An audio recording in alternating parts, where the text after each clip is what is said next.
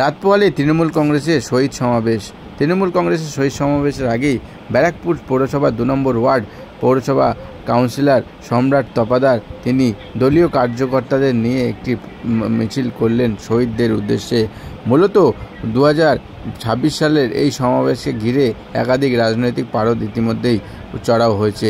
পাশাপাশি 21শে জুলাইয়ের মঞ্চে যাওয়ার আগেই তৃণমূল কংগ্রেসের নেতৃত্বরা ব্যারাকপুর পৌরসভার অন্তর্গত তৃণমূল কংগ্রেসের 2 নম্বর ওয়ার্ডের নেতৃত্বরা আজ একটি মৌন মিছিল করলেন মোমবাতি হাতে নিয়ে। উপস্থিত ছিলেন ব্যারাকপুর পৌরসভার 2 নম্বর ওয়ার্ডের কাউন্সিলর ও তথা তৃণমূল নেতা সম্রাট তপাদার। তারই উদ্যোগে প্রায় কর্মী সমর্থকদের ভিড় হলো চোখে দেখার মতো। আর এই প্রসঙ্গে শহীদ সমাবেশের আগে কি বলছেন ব্যারাকপুর পৌরসভার 2 নম্বর ওয়ার্ডের কাউন্সিলর সম্রাট তপাদার, আসুন শুনে নেওয়া যাক তার কাছ থেকে সরাসরি।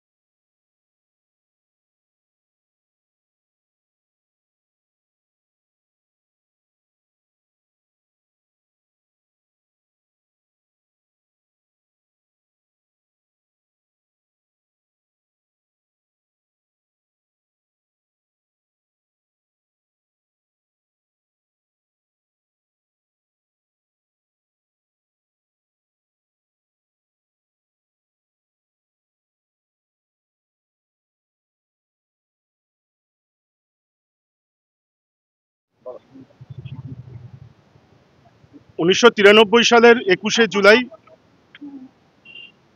আমাদের শুধু পশ্চিমবাংলায় নয়, সারা ভারতবর্ষের গণতান্ত্রিক প্রিয় মানুষের কাছে একটা কালো অধ্যায়, একটা কালো ইতিহাস। আজকে আমাদের জননেত্রী মমতা বন্দ্যোপাধ্যায় আজকে উল্লেখ করেছেন 21শে জুলাই হচ্ছে আমাদের গণতন্ত্র বাঁচাও দিবস। তখন আমি সবে মাধ্যমিক পাশ করে স্কটিশ চার্চ কলেজে ভর্তি হয়েছি। আমি নিজে সাক্ষী 21শে জুলাই পুলিশ কতটা নির্মম হতে পারে, কতটা বর্বর হতে পারে। সিপিএম পুলিশের ড্রেস পরে কিভাবে তৃণমূল কংগ্রেসের কর্মীদেরকে গুলি করে হত্যা করেছিল তার উদাহরণ ভারতবর্ষের কোনো জায়গায়, স্বাধীন ভারতবর্ষের কোনো জায়গায় এরকম নেই।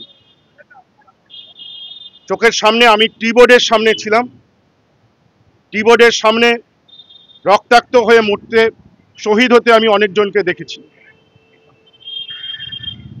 এখনো দুঃস্বপ্ন লাগে।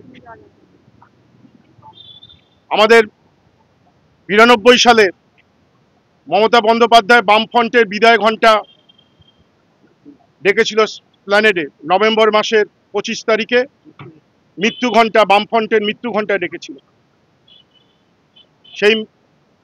সেখানেও আমি উইটনেস ছিলাম। তারপরে